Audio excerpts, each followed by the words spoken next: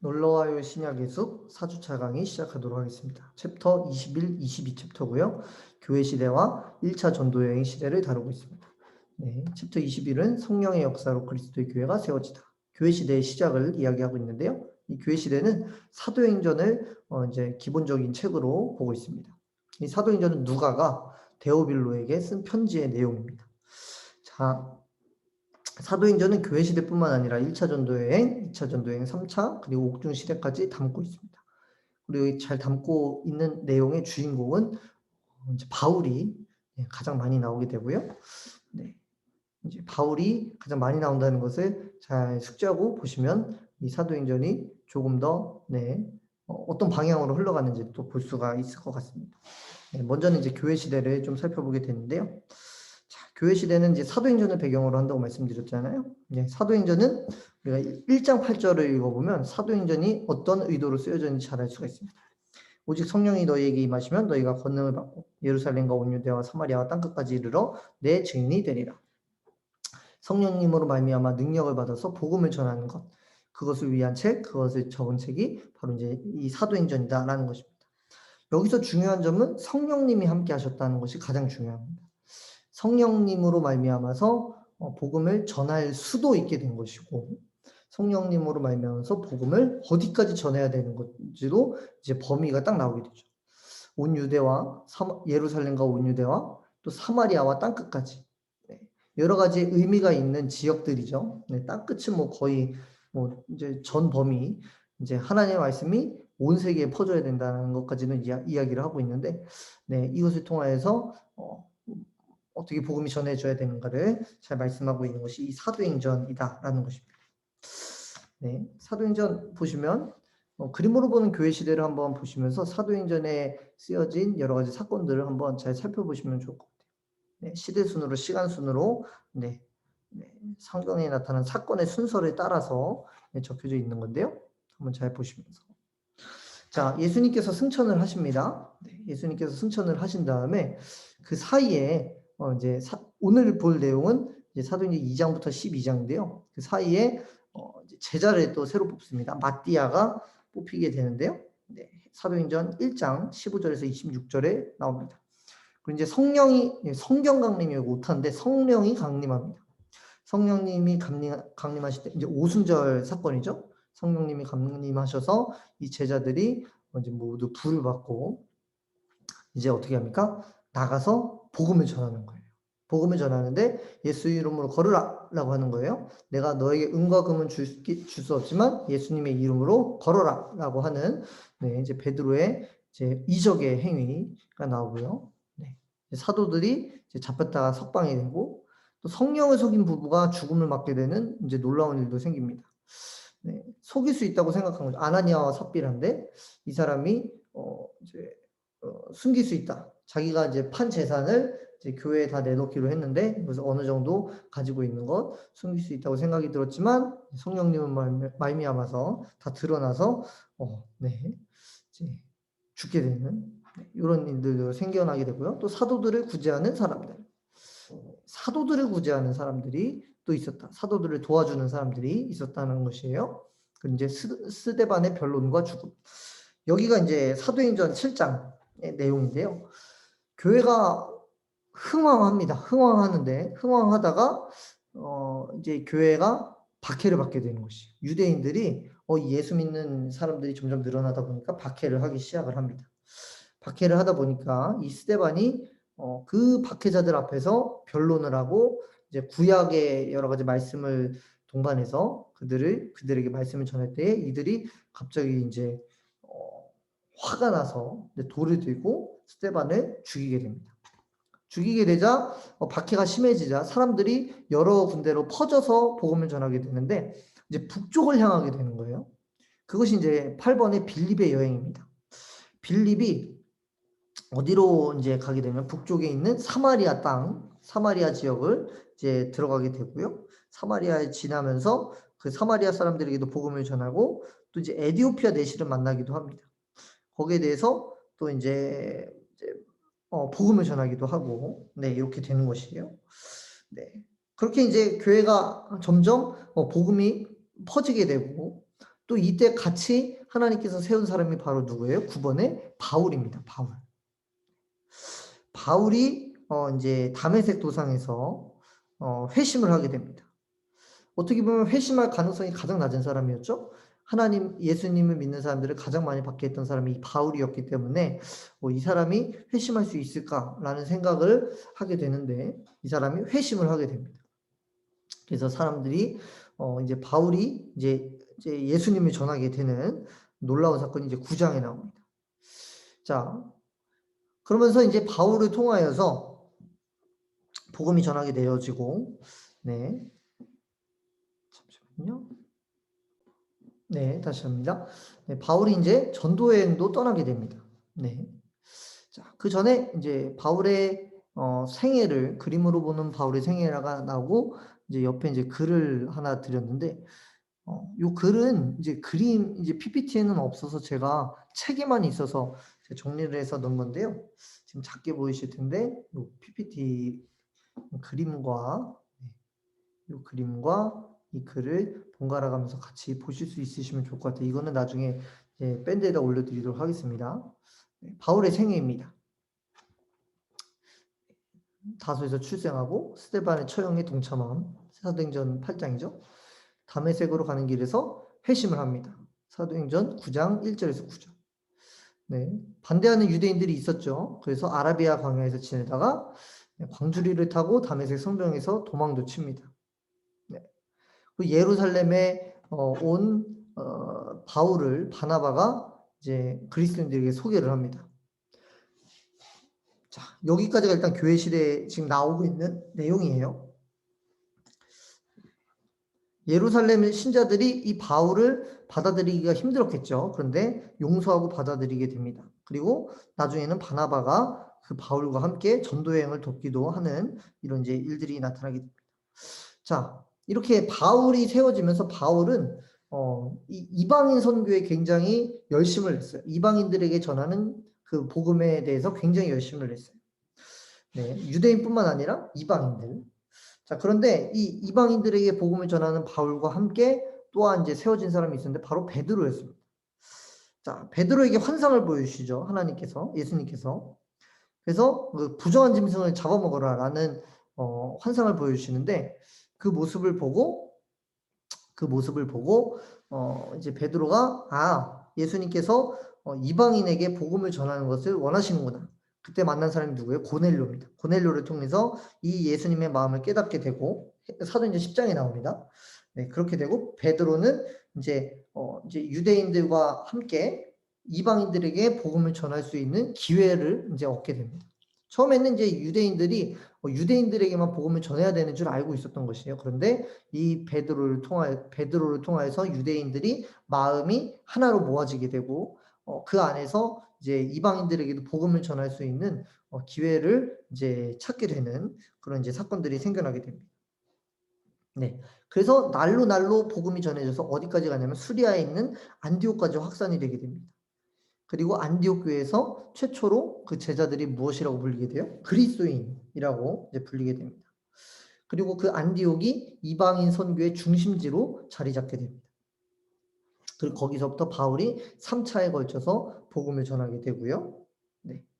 이것이 이제 전반적인 사도행전의 시대의 모습이다라는 것입니다. 아까 보여드렸던 PPT와 그 부분들을 잘 한번 보시면 교회 시대를 한번 그림으로 보는 교회 시대를 보시면 복음이 어떻게 전해졌는지를 좀 이제 살펴보시기에 조금 편하실 수가 있다라는 것을 생각해 볼 수 있습니다. 여기까지가 이제 21챕터고요. 잠시만요. 네. 22챕터 한 사람의 변화된 선교사가 첫 번째 전도여행을 떠나다라는 내용을 함께 보도록 하겠습니다. 1차 전도여행 시대하고 밑에 보시면 약이 돼 있는데 그 사도행전도 보고 갈라디아서 야고보서를 이제 함께 보아야 된다는 겁니다. 이게 무슨 이야기냐면 이 1차 전도 여행 시대 때 같은 시기에 쓰여졌던 그 성경이 바로 갈라디아서와 야고보서가 있다라는 것이에요. 네. 자, 우리가 이제 1차 전도 여행 시대에 들어가면서 우리가 한번 기억을 해볼 것 이제 이 부분은 사도행전의 13장부터 15장까지의 내용이라는 것을 우리가 기억을 하면 될 것 같고요.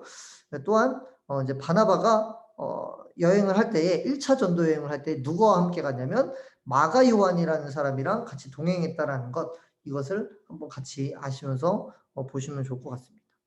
자, 바나바와 바울과 마가 요한을 이제 선교사로 파송을 하는데요. 안디옥 교회가 네, 선교사로 파송을 합니다. 이 세 명은 구브로 섬을 지나서 굉장히 이제 많은 어려움을 겪게 되는데요. 자, 이 사람들이 계속해서 그래도 복음을 전하게 되는 거예요.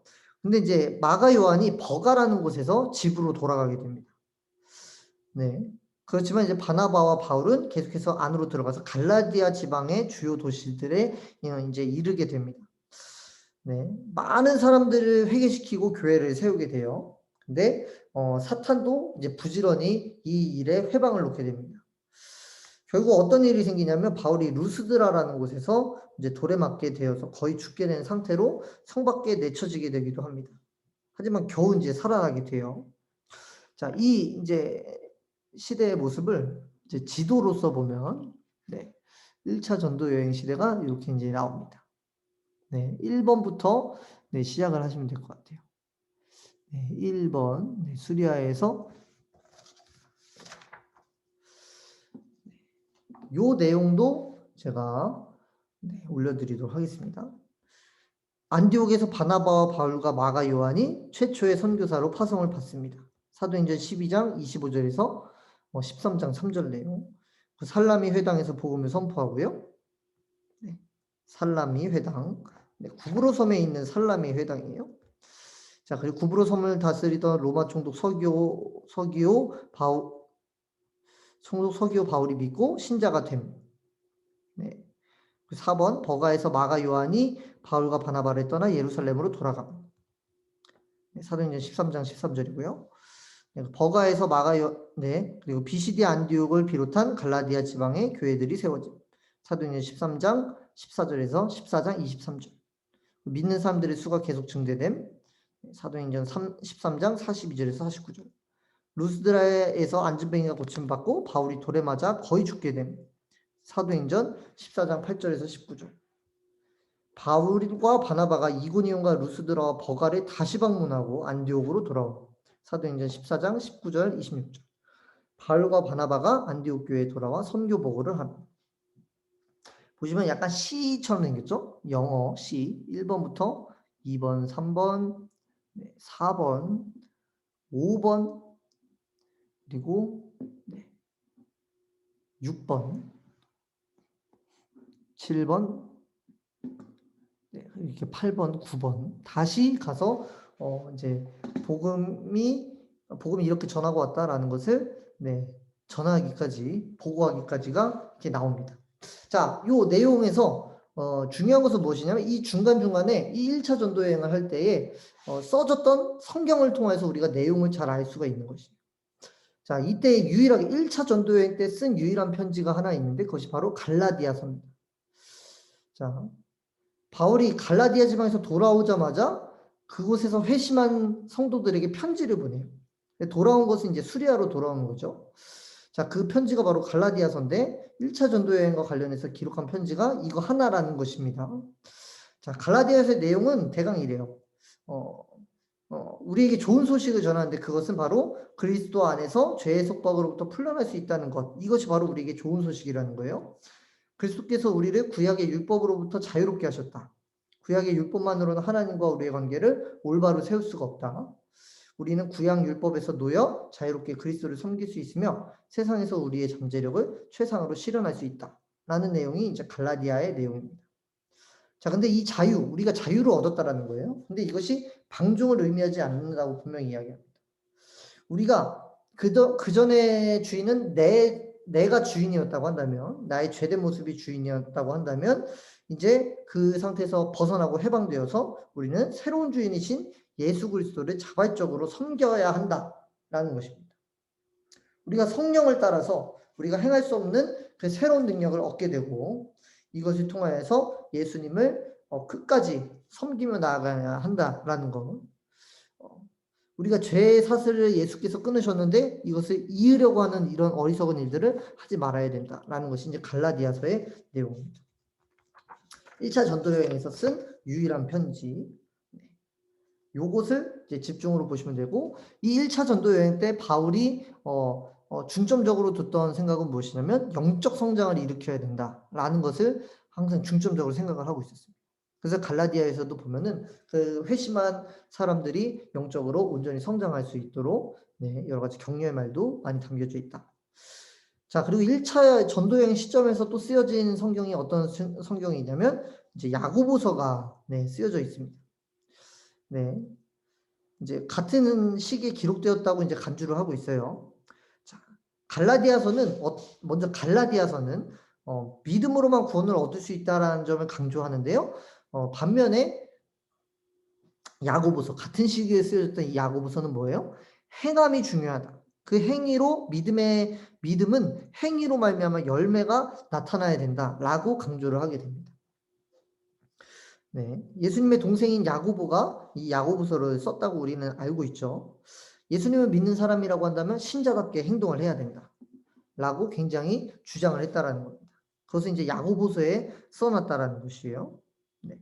자, 이 야고보서는 어떤 내용들이 있냐면, 시련과 시험 가운데서 승리해야 된다. 하나님 말씀에 대한 순종, 타인의 차별 없이 대하는 태도, 아브라함과 라합과 같은 실천적 믿음, 말과 생각의 정결함, 계획을 세울 때 하나님 앞에서 겸손함, 고난과 질병을 당할 때의 인내 등등이 이제 쓰여져 있습니다. 네, 야고보서는 이제 길지 않은 성경이니까요. 이 주제를 한번 생각해 보시면서 한 장 한 장 보시면 될 것 같아요. 네, 이렇게 이제 같은 시기에 이 두 성경이 쓰여졌다라는 것, 이것을 우리가 좀 포인트로 잡고 성경을 읽어보면 좋을 것 같다는 것.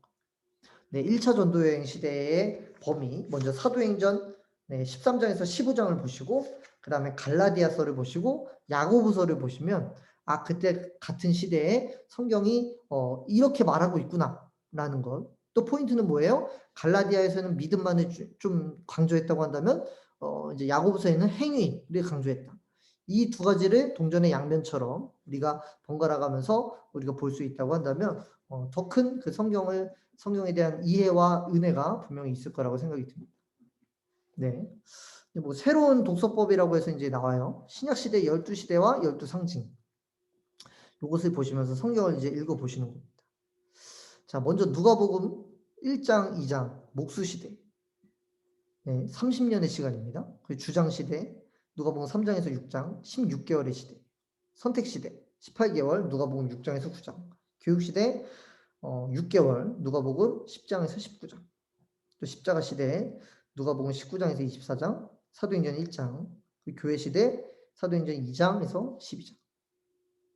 1차 전도여행 시대 2년의 시간이 있었고요. 사도행전 13장에서 15장, 그리고 갈라디아서 야고보서를 보시면 2차 전도여행 시대는 3년의 시간이 이제 할애가 된 이제 전도여행이었고요. 이제 사도행전 16장에서 18장이 있고 데살로니가 전후서가 쓰여져 있습니다. 3차 전도여행은 4년의 시간입니다. 사도행전 19장에서 21장의 이제 분량이고요. 고린도 전후서와 로마서, 그리고 옥중 시대는 12년. 사도행전 22장에서 28장이고요. 에베소서, 골로새서, 빌레몬서, 빌립보서, 디모데 전서, 디도서. 자, 그리고 마감 기자의 시대 27년의 시간이었고요. 히브리서, 베드로 전후서, 요한 1, 2, 3서, 유다서. 완성 시대 요한계시록 이렇게 보시면 된다. 우리가 성경을 읽을 때 이렇게 한번 보시면 좋겠다라는 것입니다. 이게 이제 요 내용이 요 앞에 나와 있는 이유는 이제 본격적으로 이제 서신서들이 계속해서 나오게 될 것이에요. 네. 오늘 1차 전도여행에서는 갈라디아와 이제 야고보서가 나오는데 2차, 3차 그리고 옥중 시대까지 보면은 여러 가지 이제 바울이 썼던 서신서들의 내용이 계속해서 나오게 되는데 우리가 이제 미리 조금씩 보면서 이제 2차 전도여행 시대는 아 여기 성경이 여기가 나오겠구나라는 것을 먼저 읽어보시고 뭐 강의를 이제 참고하시면 좋을 것 같습니다. 그래서 이제 본격적으로 들어가기 전에 아마 요 내용이 이 책에 이제 실리게 된 것 같아요. 네. 자, 그렇습니다. 네, 오늘은 여기까지 하도록 하고요. 네. 이제 교회 시대가 이제 성령님의 능력으로 말미암아 이제 시작이 되었다. 그 교회는 여러 가지 박해를 받고 더욱더 멀리 퍼졌는데 어디까지 갔다는 거예요? 성령님의 능력으로 수리아까지. 네.